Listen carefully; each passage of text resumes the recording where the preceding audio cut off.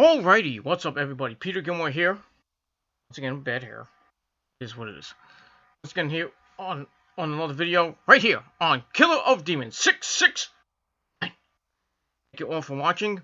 Make sure you like this video and subscribe. Alright, thank you all for watching this video. First video of 2020 on the Killer of Demons channel. So yeah, we're back. We're in 2020, a new decade of awesomeness for Peter Gilmore. So enjoy the ride. We got lots of stuff to come. Only on the 2nd day of January. This is what it is. So thank you for watching. And continue to subscribe and smash the like button to death. And all that other good stuff. Alright, but right now it is time for your late and out of date Monday night review for December the 30th, 2019. From some hick town from Hartford, Connecticut. It's not Hicktown, but it is what it is. It's from the land of my good buddy Jeffrey Rose. It's around the Hartford area. WWE headquarters is. And this is what it is. That's it. So, Monday Night Raw in 2019 was mainly highlighted by the wedding of Lana and Bobby Lashley. And as we all know, weddings don't always go as planned. Absolutely. So we had that, and we had some other stuff as we're still progressing to the Royal Rumble the end of this month, 2020. We had a little bit of storyline progression on some feuds that might be happening and some matches that might be happening at the pay-per-view. And then other than that, it was just basically the wedding of Lana and Rusev that took a lot of strange turns. And it's gonna keep on going! Why can't they just end it? Why didn't they just end it on Monday night? I don't understand. Vince loves this whole freaking storyline, and he wants more of it. So we're gonna get more of this crap in 2020! Boy, is WWE starting the year out on the wrong... If they want to be the worst promotion of the year, they're starting out pretty well. So anyway, we get that. And we move on from there. Alright, we start the show with the man, Kevin Owens. And kicks off the show and he promises some fireworks. And we see footage from last week on the December 23rd episode of Monday Night Raw. Where Seth and the AOP destroyed himself, Rey Mysterio and Samoa Joe, putting Joe through the announce table. He says they've sent him to the hospital not once but twice. And he will keep calling them out until he takes one of them out with him. He's unhappy that people he respects and looks up to are brought into this, like Rey Mysterio. He ended up upon a legend last week, and that's why Rey lost his United States title to Andrade and MSG. And then Seth and the AOP arrive, and Seth says Kevin doesn't get the big picture. This has all been forced on him. His sacrifice for the greater good, a leader and a messiah to lead them into the next decade. And if Kevin resists, the AOP will enforce his will. That word again, enforce his will. What is his will? I don't know. So, Kevin goes to attack, but gets beat down by the AOP. And then we hear the music of Samoa Joe, and Samoa Joe comes out. He's been cleared to wrestle after that thumb injury. So he comes out, he is pissed! And he attacks the AOP. He takes out the AOP, works over Seth Rollins, locks in the Coquina clutch, and then the Ultimate Pain make the save. Kevin comes back with some chair shots to the back. And then security arrives to separate them. And as we all know, security sucks in wrestling. Absolutely. So they come out.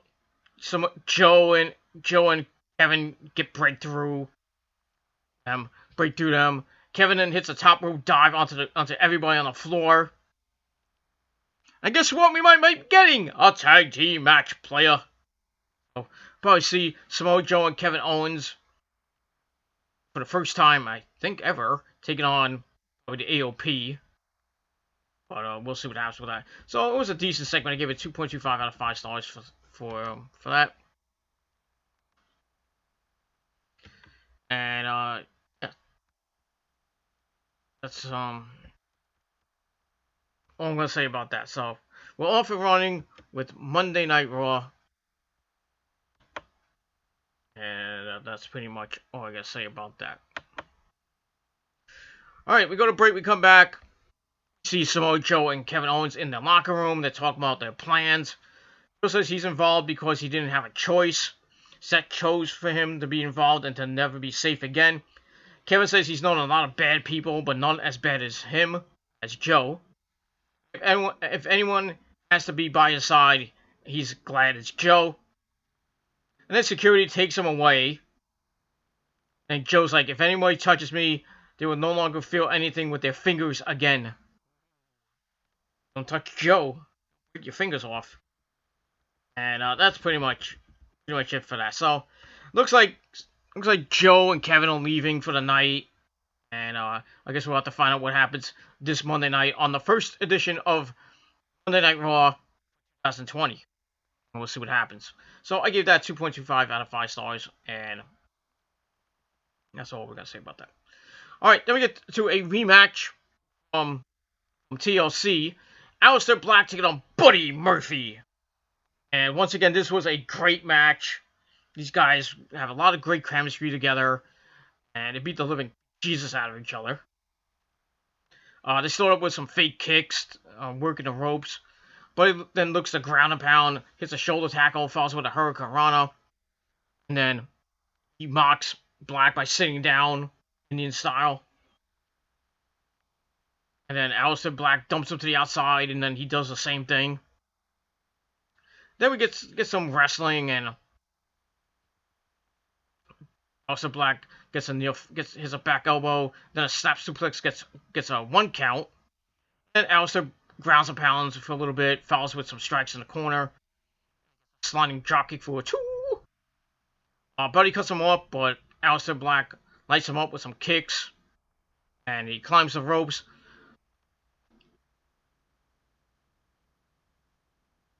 Black follows him up the ropes, but Buddy counters for some move, and dumps him to the floor as we go to break. We come back. They trade on the apron as Buddy gets sent into the ring post. Then Aleister Black follows with a moonsault. And then we go back in. He hits some leg kicks. And then a springboard moonsault gets a near fall. Buddy then kicks him away. Dumps Aleister Black. And then Black cuts him up with some kicks. And more kicks. He heads up top. Comes over Buddy as Buddy hits the flatliner. And drop kick for a near fall. They use the ropes, but the referee must have didn't see it.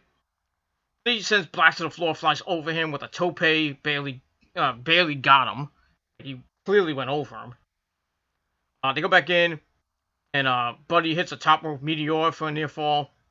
Still favoring that knee, so maybe a little slight injury to Buddy Murphy. We don't know. We'll see if that comes to play. And then he starts beating up on Aleister Black for a while.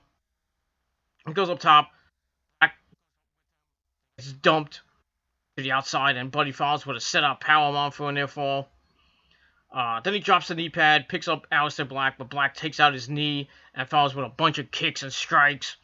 Then Buddy hits a jumping knee and a bling buster for a near fall. But Aleister fired up, and then Buddy counters Black Mass. And he tried for Black Mass, he missed, and then he cradled him up for 2, and then out of nowhere, Aleister hits Black Mass, Then another one to finish him off. So not 1, but 2 Black Mass in a succession to put Buddy Murphy to sleep. So it was a great match. I gave it 3.5 out of 5 stars. And I hope I see another one, of these matches between them, but I don't think we will. Aleister Black beating him twice, so I don't think there's gonna be a third match, but you never know. But great match, 3.5 out of 5 stars for the match of the night. But that's pretty much all I gotta say about that, and we're gonna move on. All right, then we see the AOP ranting to Seth, and then Seth's like, "Well, you guys have been asked to leave, so get out." That's all I gotta say about that. So the AOP are leaving, Samoa Joe and Kevin Owens are leaving. So what's Seth gonna do? Probably leave himself, but we'll see what happens with that. So I gave that 2.25 out of 5 stars, and that's pretty much it. All right, then we hear from Eric Rowan congratulating Lana on her wedding, but says he wasn't invited, and he and his pet don't care. He growls at Lana anyway. Okay. Okay, that's all I gotta say about that. And I noticed during the wedding they had seats on the stage and nobody showed up. What the fuck was that about? Why'd you have seats on the stage when nobody was there? That boggled my mind. But anyway. Alright, then we get to your squash match of the one of your squash matches of the week. Eric Rowan taking on, I believe it was Francis Kip Stevens of WrestlePro. And another week, another 2-minute suckfest. Kip Stevens looked in the cage like an idiot, and then Rowan kicks his ass on the floor, and then he starts talking to his pet. Then he hits a slam and a splash for a near fall as he pulled him up. Then he takes him and hits the Iron Claw slam. 1, 2, 3. Eric Rowan picks up the victory. Match I gave 1 out of 5 stars because I really don't give a crap for squash matches these days. And that's all I gotta say about that. So we get that. Alright, then we see Lana lotioning up her titties. And says everyone is obsessed with her. Oh yeah, you need some help with your, lotioning up those boobies? I'm only a phone call away, but it is what it is. And that's all I gotta say about that. So Lana's getting ready for her wedding. And that's it. Alright, then we go to the ring. We get, woo! Charlotte Flair. Now engaged to Andrade, so congratulations on that. Hey, maybe we'll see another wedding on Monday Night Raw. The wedding of Charlotte Flair and Andrade. Now I wonder how that's gonna work with Selena Vega. Maybe Selena Vega be the maid of honor or some shit. And Aleister Black has to come out and be protective of his wife. I'm just saying. So anyway, Charlotte comes out. She's here to announce her entry into the Women's Royal Rumble match. And that everyone knew she was going to be in anyway. So, but she's like, why am I stating the obvious? I'm a 10-time champion, main evented pay-per-views including WrestleMania, and I'm the greatest of all time. She's the first woman of the decade to announce her entry. She's tired about talking about being the queen, and she's going to show us why she's the queen. Then she issues an open challenge, and out comes Natalya to renew their little feud that started all the way back in NXT. So we get that. So I gave that part of the segment 2 out of 5 stars. Get to the match. Match wasn't that bad. They lock up, some counters, and then Charlotte does the woo strut, and then she kills Natalya for a near fall. She starts beating up on Natalya, but Natalya counts back with a suplex and a clothesline for a near fall. Then she hits a bunch of clotheslines.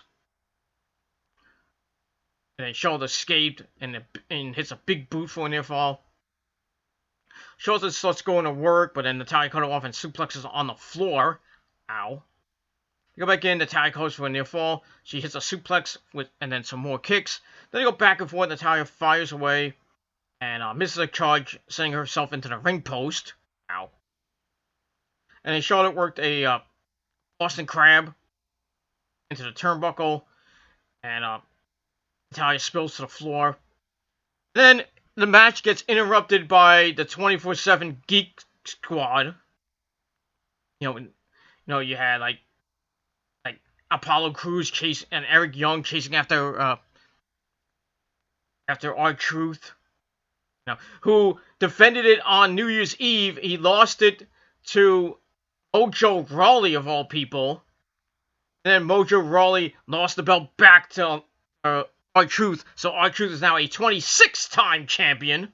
God, how many times is he going to win this damn belt? Is he going to go up to 50? I mean, he's just going to go back and forth every week for the next 10 years. Get rid of this damn belt already. I'm sorry, it's worthless now. So we get those idiots running around as we go to break. If we come back, they're up there. Charlotte and Natalya on the top rope. Natalya dumps Charlotte and falls with a high cross body for a near fall. She falls with a German. Charlotte fires back, hits a fallaway slam. Natalya comes back with a boot and a sit-up powerbomb for a near fall. She locks in the sharpshooters. Charlotte tries to fight out of it. She hits an inside cradle for a near fall. Natalya then comes back with Charlotte hits a spear for a near fall. And Charlotte tries for the figure 8. Natalya fights it off, but Charlotte hits natural selection for a near fall. She goes up top. Natalya counts and hits a cradle for a near fall. Then Charlotte hits a move, and then she locks in the figure 8. And Natalya fights, but in the end, taps out. Charlotte wins. Decent match. I gave it 2.5 out of 5 stars. But I would have gave it maybe, I would have probably still gave it 2 out of 5, or maybe would have raised it to 3 out of 5 stars if the freaking 24/7 Geek Squad didn't come out. They just ruined it for me. It wasn't even needed. It should have come out after, would have been okay. And, yeah. That's all I gotta say about that. And we move on. Alright, then we see, Charly Caruso with Becky Lynch, and she announces that her and Asuka is official for the Raw Women's title at the Royal Rumble. So now that match has been made official. And then Becky says her contract was coming up, and she forced the WWE's hand to get the match she wanted. And she needs to beat Asuka to prove herself as the best in the business. So we'll see what happens with Asuka and Becky over the next couple weeks. And if Becky can beat the Demon, no pun intended, and beat Asuka and keep her Raw Women's title until WrestleMania when Shayna Baszler beats her. Because you know that's coming.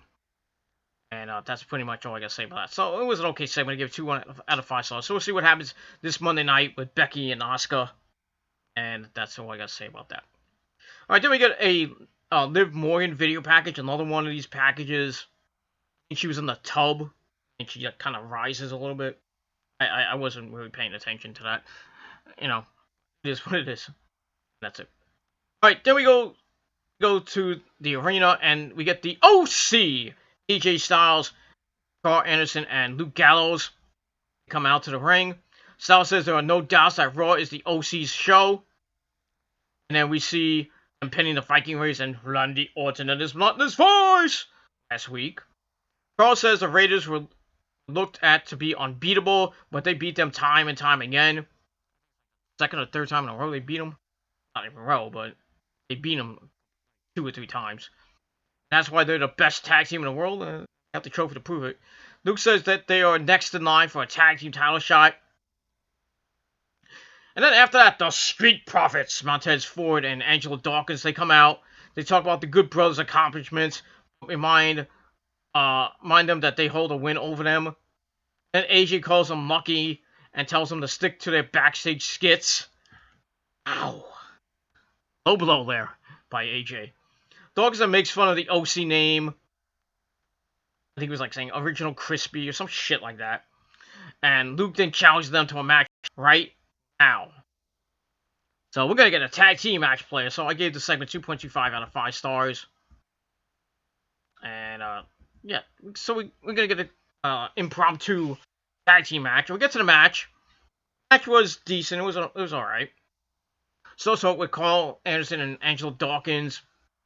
They begin, and then Montez Ford comes in, does some flippities, and grounds and pounds Carl, hits a dropkick, and then a cover for a near fall, tags in Dawkins, and then a double team, And Dawkins hits a shoulder tackle. AJ then tripped him up as the ref sends him to the back because he was on the outside. So AJ's out of the match. As we go to break, we come back. Montez Ford, Montez Ford is being isolated by the Good Brothers. They go back. Luke Gallows and Anderson beat him up for a while. Eventually, Ford, they keep Ford grounded, and then they dump Dawkins to the outside as they do, trying to get a tag. Ford then hits a dropkick. Carl tags in. Montez Ford fights him off. Gets the hot tag to Angelo Dawkins. He comes in like a house of fire and he runs wild. Hits some suplexes and some corner splashes. Then gets a bulldog for a near fall. And Carl Anderson cut him off with a spine buster for a near fall. Luke Gallows comes back in and they hit a double team neck breaker for a near fall. They go for the magic killer. Montez Ford cuts him off. Hits a tope on Gallows. And then they hit the sky high fork splash finisher to beat the Good Brothers. So the Street Profits get the win. And looks like we might be getting a triple threat match for the tag team titles. Maybe at the Royal Rumble. Well, I guess we're going to find out what happens with that. So match was decent. I gave it 2.5 out of 5 stars. And that was pretty much it. So Raw was actually starting to become a little bit good. Not great, but I mean, it was decent so far. Like that. So we go to break, we come back with the Street Profits celebrating, and they decide they're the best tag team in the multiverse. And then Angelo Dawkins deeply explains the premise of the multiverse, like it's no real or some shit like that. And Montez Ford hypes the Lana Lashley wedding, but all Dawkins wants are the bridesmaids, which there weren't any. And they also, of course, we want to smoke. We want to smoke. I want to smoke, damn it. I want a smoking hot Asian chick right now, but that's just my opinion. Maybe I'll call Yo Shirai. No, I take that back. I'll try Miho Abe. I'll take Miho Abe or Pieter from Bullet Club to warm me up. I'll probably take a couple hours, but it is what it is. So we get that. Oh, it looks like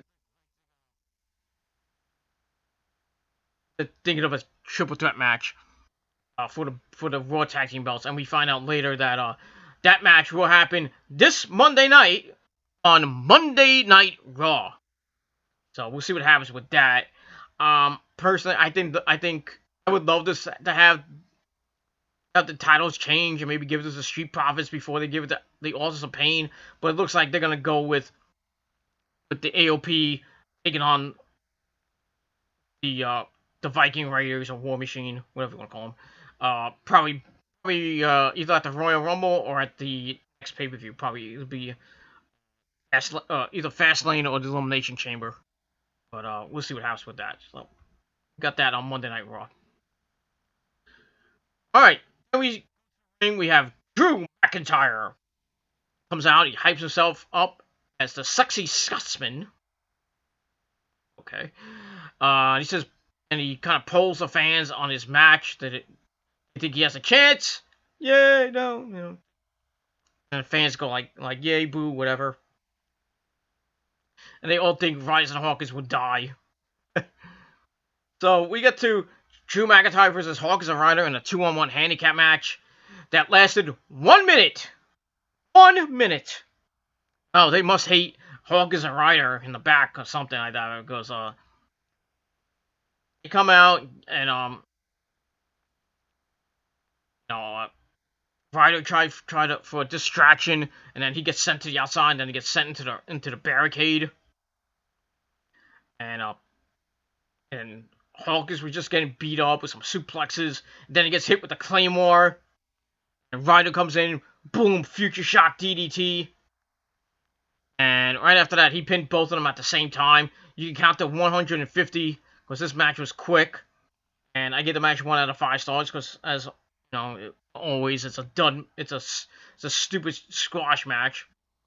And really, I think they're just hyping Drew McIntyre for the Royal Rumble and a possible winner of the Royal Rumble. I think it would be nice to see him win and then go after Brock Lesnar for the WWE title. Drew McIntyre and Brock Lesnar could be great. But we'll see what happens with that, and that's all I gotta say about it. So 1 out of 5 stars for that squash match. Didn't really care about it. All right, speaking of Brock Lesnar, we're gonna see Brock next week on Monday Night Raw. I wonder what's gonna happen with Brock and the Royal Rumble. Is he gonna actually have a fight with somebody, or is Heyman gonna come out and say that Brock's taking off all the way till WrestleMania? Which probably will happen. But they haven't really said anything about Brock and Royal Rumble. There've been like some teasing that it might be Ricochet, which I think is stupid. But we'll see what happens on Monday night with Brock, and that's pretty much all I gotta say about that. Also, we're gonna have Rey Mysterio versus Andrade in a rematch from MSG for the United States title, and like I mentioned before, the Viking Raiders taking on the Good Brothers, taking on the Street Profits for the tag team titles on a triple threat match. Should be pretty good. We'll see what happens on Monday Night Raw. First Monday Night Raw in 2020. And we'll see what happens. And that's pretty much it. Alright, then we get to what I think was the segment of the night. We get Randy Orton and his monotonous voice! Comes out, he's limping on crutches because there was a story, I think it was early in the day, that he got, that over the weekend, he got injured at a house show in Hershey, Pennsylvania, and he tore his ACL and MCL. And a lot of people were saying this could be fake, it might be just part of the storyline. I thought it was fake, to be honest with you. I think it was just part of the storyline to get Randy to beat up on AJ. But when it comes out, and WWE announced it on their website that Randy Orton is going to be out of action due to his injuries. You know, Joe Cronin did a video saying that it might be fake, though he looked at the video and says he doesn't know. It is what it is. So anyway, Orton comes out and he says accidents and injuries happen. They all take risks in the ring, and it kills him that he needed help to get in the ring, a stagehand. And you see champions give up titles due to injury. He talks about Edge having to give up his career because of his neck injury, and he doesn't want to see any that happen again. He says he messed up his leg pretty badly, and he's going to be out a long time and may not be able to come back. That's some shocking news. He's going to do everything he can to make sure someone gets RKO'd at WrestleMania. It's all the way in April. So that's 3 months away. So if you figure it, he'll be out 3 months. And then AJ comes out and is like, wait a minute. You're going to face me at WrestleMania? Oh, I can't wait to face you at WrestleMania. And AJ mocks him for being mad. And being a big ass douchebag. And then he kind of teases, like touching him. He's like, I'm not gonna touch you, but I want to touch you anyway. And then Orton tells him, don't do it again. Osland continues to mock him for not being able to do anything to stop him.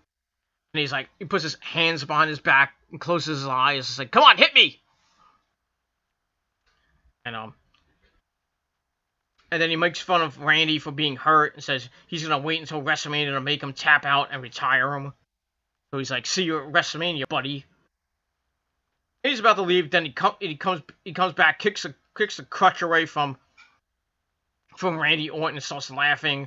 Orton is kind of like on one leg and hobbling. So he limps over and he says the difference between me and you is that I'm not patient. And then boom! RKO out of nowhere. And Orton gets up, taps his knees like nothing ever happened. Oh, Randy Orton playing the good old mind games with AJ Styles. Hits him with the RKO. I loved it. I was marking out. You know, because Randy Orton stole my move. But it is what it is. He stole DDP's move, too. He stole Ace Austin's move. So, everybody stole the move from me, anyway. Anyway, I digress. So, Randy's okay. You know, it's a New Year's miracle.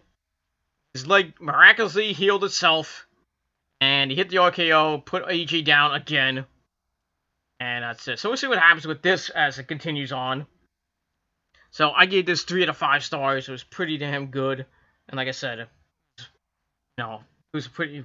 You could have saw this coming with the injury that everybody thought was real, and that Andy was gonna be out for like 6 months. And then he talks about WrestleMania being 3 months out, and he might get WrestleMania to RKO somebody even if he's injured.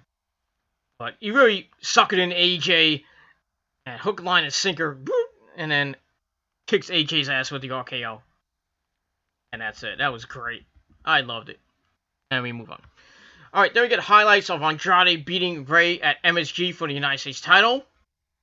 So we'll see what happens with that. And then we go to Ray, kind of like a promo about next week's rematch. He's like, I promise to get the belt back. We'll see. See what happens with that. And we move on from there. Alright, then we go to the ring. We get Andrade with the very, very hot lady in red, Zelina Vega. I mean, that dress she was wearing, holy shit. Damn you, Aleister Black. Damn you, Tommy End. Damn you, Tommy. Damn. Lucky ass fuck. I digress. He was taking on some local talent, and he was beating him up, and then he takes him to the outside. He was about to hit the Hammerlock DDT in the ring, and Zelina Vega's like, come here. And goes to the outside, rips up the padding, exposing the concrete floor. Same thing he did to Humberto Carrillo and put him in the hospital with a broken neck a week or so ago. So he's about to do the same thing to this poor schmuck. Then Ricochet comes out, and Andrade gets in the ring, and then Ricochet gets in the ring, gets on the mic, and says, if you want to fight somebody, why don't you fight me? So Andrade's like, nah, at first. But then we get a match with him and Ricochet. Zelina Vega at ringside. And the match was pretty good. It was a pretty good match between these two guys. Lots of Lucha Libre style in the match. So we start off with Andrade working over Ricochet. Gets the double knees and then dumps him to the floor. Close up the match. That's what I mentioned before. With some schmuck at ringside. So, and we get that. Then we go to post break after he made the challenge. Ricochet takes control right away. Then Senton Atomico gets a near fall. Then Zelina Vega distracts him as Andrade cuts off the swing with a drop kick. Then Zelina peels up the mask again as Andrade maintains control. He follows up with some strikes. He starts doing this, celebrating, and works a standing butterfly lock until Ricochet cradles him up for a near fall. Andrade cut him off, but Ricochet bounces back with a Hurricane Rana and then a Fosbury flop over the top rope. And they go back in. Andrade goes back out to take a powder. Ricochet follows him, and Andrade slams him into the barricades and then the apron. Ricochet came back, but Andrade backdrops him onto the exposed floor. Ow! That had to hurt. As we go to break, we come back. Andrade's in control in the ring. Ricochet comes back with an Insecurity and then a rolling dropkick. He hits a running shooting star press for a near fall. Then they go back and forth in the middle of the ring. Andrade hits a back elbow for a near fall. Goes for the Hammerlock DDT. Ricochet counters it and cradles him up for a near fall. Then he hits a super kick and then a twisting neck breaker after that. Goes up top looking for the 630. And then Zelina Vega gets on the apron, shoves him off the top rope, which led to Andrade picking up Ricochet, hitting the Hammerlock DDT. Bing, bang, boom, that was it. So Andrade gets the win thanks to his insurance policy, Zelina Vega. And gets the win over Ricochet.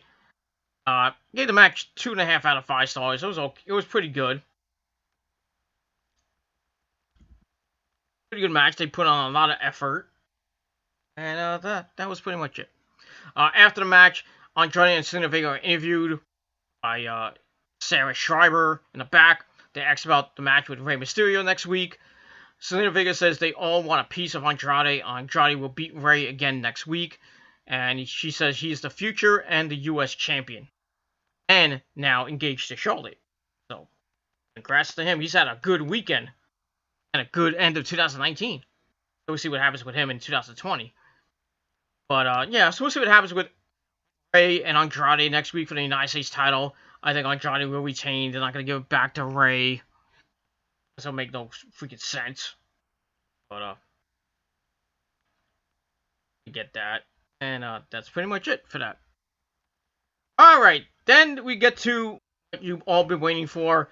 The wedding of Lashley and Lana. Lashley comes out to his theme music. And, he's wearing a tux with no sleeves on it. It was, I guess, a nice choice of fashion or whatever it is.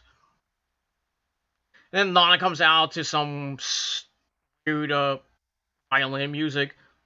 And we see a big giant cake. I wonder who's in the cake. I think you know who.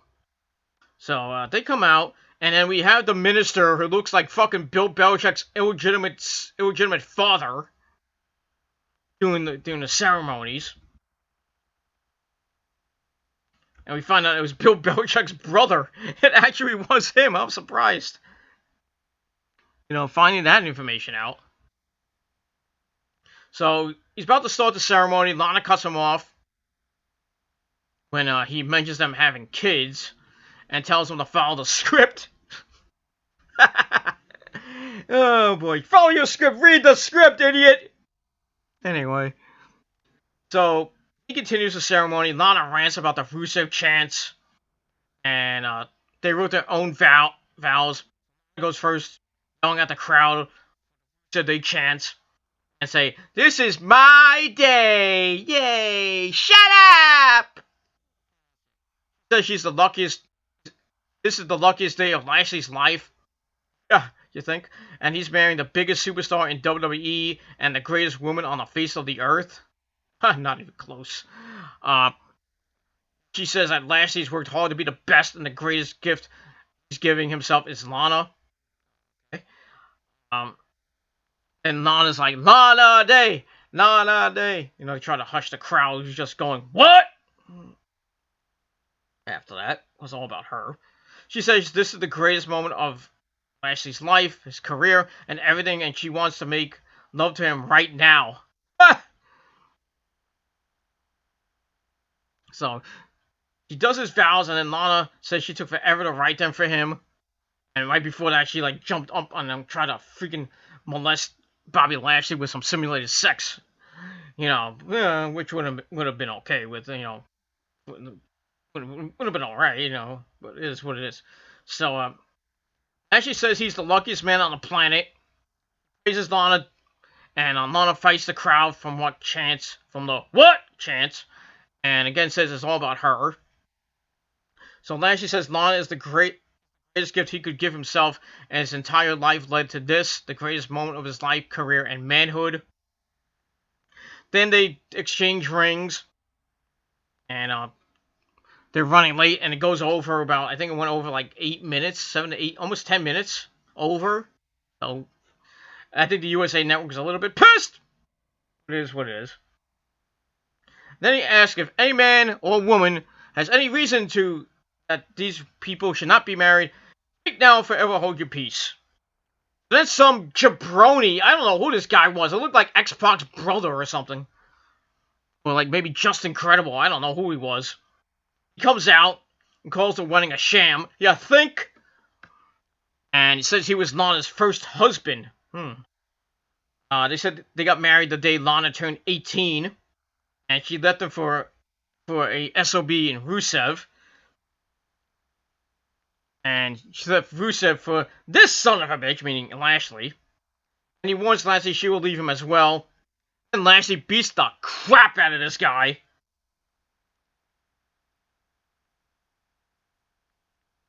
And he gets sent out. And then they ask again if anybody has any reason to not be married. Speak now, forever hold your peace. And then Carissa Rivera comes out. If you don't know who she is, look her up. And she says that she was Lashley's first wife, and it meant when Lashley was in the military, and Lana slaps her in the ring, and then the minister tries to carry on and says, "Okay, we're gonna do this one more time." So he tries it again, and then out of nowhere, Liv Morgan comes out. Liv Morgan, the person that we're waiting for this new Emelina type transformation. She comes out in a half suit, and she's looking hot, might add. And she says the love of her life is right there in the ring, and wouldn't have made it through the year without that love. Came to the WWE, a lost soul, and became herself through that love. And she's like, "How can you do this to me?" And then Lash is like, "I never touched that woman in my life." I think you would, right? You would love to touch Liv Morgan, wouldn't you, Bobby, you sick freak? So Liv's like, "It's not about you, Bobby. It's about Anna." So it was like, HLA! Hot lesbian action! So we get Liv Morgan coming back as a lesbian. That's great! So, and then after that, Liv asks Lana why she's doing things, and then Lana's crying, and then she slaps him. Then we have a cat fight! They brawl, and then referees have to separate them as Lashley just let them fight. That's it. They take Liv away, and Lana wants to continue the ceremony. But before they can complete the ceremony, man and wife, Rusev appears from the cake, and then he attacks Bobby Lashley. He's into another cake, and Lashley's almost covered in cake. And then Liv Morgan comes in and attacks Lana, smashes her into the cake, and afterwards we can see as Raw went off the air after that, Lana's covered in cake, and she's crying and just having a temper tantrum. Yeah. So that's the end of the wedding. And basically, I gave the wedding 2.5 out of 5 stars because, I mean, this is probably the weirdest and wildest wedding in WWE history. And I've seen a lot of weddings. I've almost seen almost every single wedding in the WWE and WWF. From Uncle Earl and Bertha Faye to this. This one took the cake. No pun intended. Man, this had Paul Heyman written all over it. I think Paul Heyman's going back to the debauchery of ECW with Kimona Wanalea stripping naked on doing intermission of a show. The whole thing with Beulah and Kimona having a lesbian relationship, and Tommy Dreamer in the middle of it, which wouldn't be a bad thing, but it is what it is. Seeing the debauchery of Paul Heyman come into this. And it's kind of interesting to see Liv Morgan there. We were all hoping that she would come out as this dark character, like Sister Abigail, and she would just appear on SmackDown with Bray Wyatt on the Firefly Funhouse, or in the ring with Bray. That would have been even better. But I don't know what they're going with. I don't know if Liv Morgan's gonna be this like closet lesbian. I mean, I don't know why they didn't do this with Sonya Deville, but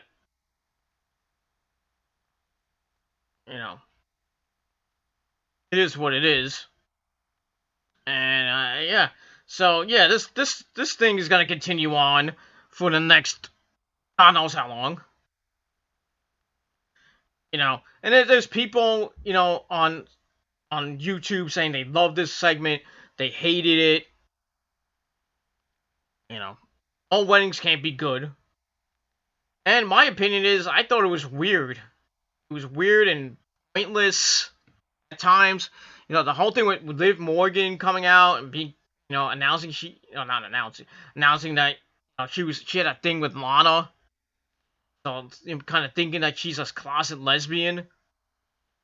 So kind of pushing her as a lesbian character. I mean, they should have done that with Sonya Deville. Should have brought Sonya over to Raw. Talent exchange. Have Liv Morgan go to SmackDown. Maybe you have a thing with Mandy, I don't know. Mandy's doing her own thing with Otis of Heavy Machinery, but it's what it is. So I don't know what's gonna happen now with all this. I would think that Lashley and Lana are gonna try to get revenge on Rusev and Liv. They'll probably have a mixed tag team match come out of this, which I really don't give two shits. But yeah, that's really all I gotta say about that. So there's your end of Monday Night Raw for 2019. A weird, wacky, Jerry Springer-like ending to Monday Night Raw. And I might is this lag? I apologize. I can't do anything about it. But what are you gonna do? So get that. So that's it for my video. Thank you all for watching. And like I said, I apologize for the lag. Damn computer fucking sucks. And I'm thinking of getting a new one, but I need the money. I don't have the money right now. So if you guys want to donate a new computer to me, go ahead and do it. That's all I gotta say about that. So thank you for watching. I got my AEW review coming up in a little bit, and I'm not gonna talk about NXT because they did the NXT awards, and basically the Undisputed Era won most of them. Adam Cole won for Competitor of the Year, Male Superstar of the Year, Feud of the Year. Kyle O'Reilly and Bobby Fish won Tag Team of the Year. The Undisputed Era won for Best Faction of the Year, I think it was, or Best Team of the, well, not best, I guess Best Faction of the Year. And Shayna Baszler won Best Female of the Year. Keith Lee won Breakout Star of the Year. Dakota Kai won Future Star of 2019, or whatever it was. Future Star, I think it was. So, big ups to them. And big ups to Adam Cole, baby! For winning all those awards, because he is a man. And that's pretty much all I gotta say about that. So we'll see what happens in 2020 with NXT. We got a new episode of NXT, a fresh new episode of NXT. None of this taped crap. So this Wednesday night on the program, we're gonna have a new episode of AEW and a new episode of NXT. So we'll see what happens with the ratings this week. I don't have the numbers out yet. But I'll see, maybe they have them out now. I'm not sure. But they'll probably come out by, I think, Monday or Tuesday. We'll see what happens. I would assume that AEW beat them in the ratings because they had a new show and a damn good show I might add. I'll talk about that in a little bit. So it is what it is. So that's it for me. Thank you for watching. If you have any wrestling questions or any general questions, open forum. Ask anything you want down below in the comment section of this video, or hit me up via my Twitter page. Link is down below in the description box. And also you can subscribe to my other channels, which are down below in the description box. Send them your love and share this video with all your friends on MySpace, Twitter, Tumblr, Facebook, BitChute, Google Plus, wherever you share your videos at. And get other people to chime in and comment, leave questions, and most importantly, subscribe. Also, tap that bell, turn on all my notifications so you never miss an upload. And hopefully YouTube can send out my videos, because I don't know if they are doing it. My subscribers, I don't know. The YouTube system is broken. What else is new? But that's all I really gotta say about that. So, I gave Raw 6 out of 10 stars. It's kind of I mean, Aleister Black and Buddy Murphy was the match of the night. Ricochet and Andrade was pretty good. Charlotte and Natalya was decent. And then the wedding, like I said, was wild and crazy. But, and Jerry Springer-like. And that's all I gotta say about that. So thank you for watching. AEW review coming up in a little bit, but for now, I'm Peter Gamar. And if you're not down with that, fuck you, man. And get over it. Oh, nothing you can do. That's all I gotta say about that. So thank you for watching. I'm out. Peace! Bitches! And sorry for the lag. Fuck the lag.